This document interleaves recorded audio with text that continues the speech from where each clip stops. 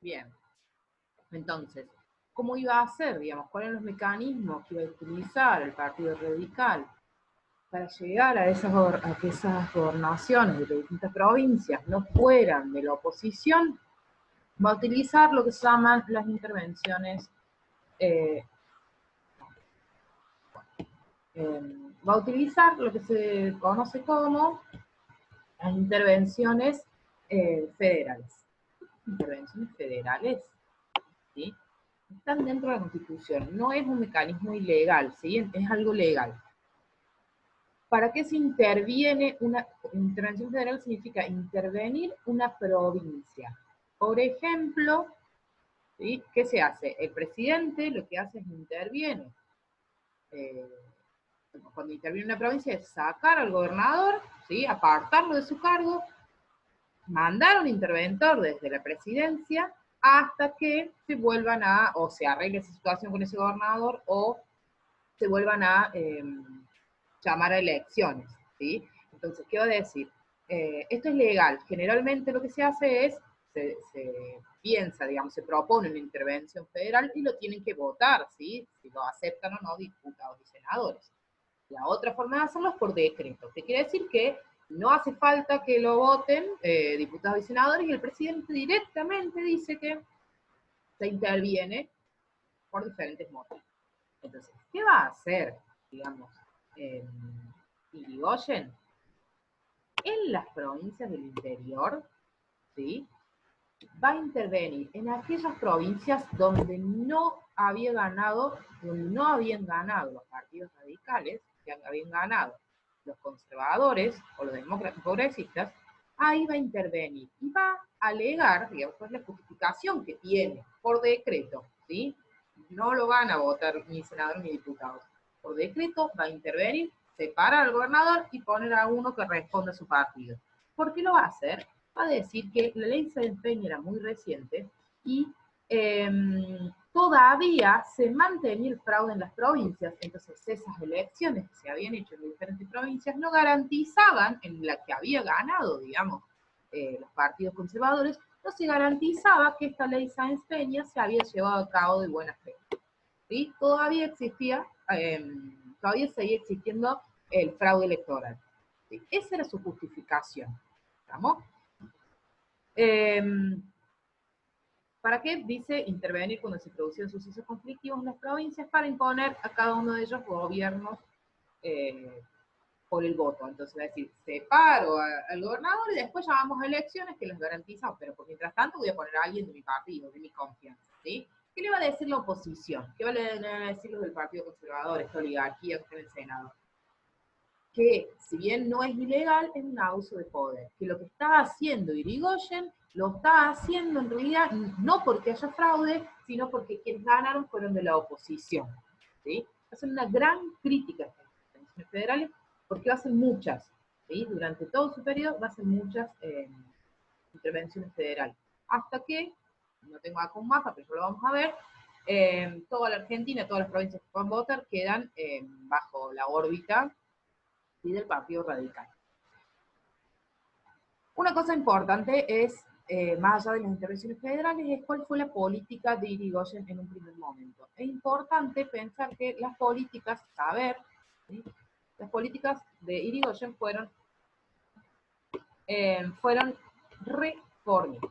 ¿Qué quiere decir que sean reformistas? ¿Sí? Quiere decir que lo que va a intentar Irigoyen, todas las políticas que van a llevar a cabo los radicales desde que están en el poder en 1916 hasta 1930, ¿sí? No van a ser revolucionarias, no van a modificar, sobre todo, y esto es importante que lo entiendan, ¿sí? No va a impulsar modificaciones revolucionarias, ¿sí? Van a ser reformas. ¿Por qué? ¿Por qué? Porque si bien la oligarquía ha perdido el poder político, ¿sí? Los sectores conservadores han perdido el poder político, ya no están más, ¿sí? En la cabeza del poder ejecutivo, siguen manteniendo el poder económico. ¿Dónde está el poder económico en la Argentina? ¿Sí? En la oligarquía terrateniente. ¿Se acuerdan que habíamos hablado de la campaña del desierto, que se ha dividido en pocas manos y en pocas familias? Irigoyen eso no lo va a tocar. el modelo agroexportador sigue siendo la principal fuente de riqueza en la Argentina. Entonces, no son medidas revolucionarias, ¿sí? Sino no van a ser políticas reformistas. Va a cambiar algunas cosas, ¿sí? Que tienen que ver más con la sociedad, que son importantes también, ¿sí? Pero no va a cambiar lo más importante que es el modelo económico, la riqueza en pocas manos, ¿sí? ¿Qué hubiera sido una política revolucionaria? Que expropie todas esas tierras a la oligarquía, que le saque esas tierras a la oligarquía y las reparta en los peones que cada vez ganaban menos, por ejemplo.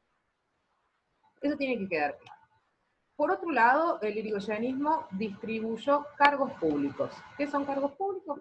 Algunos trabajos dentro del Estado, ¿sí? Administrativos, eh, asesores. ¿Por qué va a distribuir cargos públicos? Y esto es algo que se inaugura y que hasta el día de hoy sigue, lo inaugura el radicalismo. Lo que va a hacer es distribuir cargos públicos entre sus seguidores a cambio de apoyo en las elecciones y en la gestión de gobierno. Esto se va a denominar patronazgo estatal o clientelismo. A través de caudillos que estaban en todo el país, ¿sí? En todas las provincias, donde había comités de radicales, ¿sí? Donde hay un lugar, un barrio, imagínense su barrio, donde hay un comité, un lugar donde está el Partido Radical, hay un caudillo que hoy se puede llamar puntero político, ¿sí? Que lo que hace es, además de muchas otras asistencias, pero lo que va a hacer es, una de las cosas es repartir cargos públicos, trabajo, ¿sí? A cambio de votos. Eso se llama clientelismo y se inaugura con el periodo de Irigoyen. Hasta el día de hoy, ustedes seguramente sabrán que hay cantidad, digamos, de punteros políticos que a cambio de votos reparten ciertas cosas, ¿no? Colchones, zapatillas, trabajo. Por otro lado, se fundaron establecimientos de enseñanza primaria y secundaria en todo el país y se crearon bachilleratos nocturnos. Esto posibilitaba a la gente, a los trabajadores, por eso hay algunos trabajadores que van a estar a favor, a los trabajadores que trabajaran durante el día podían ir a la escuela secundaria de noche.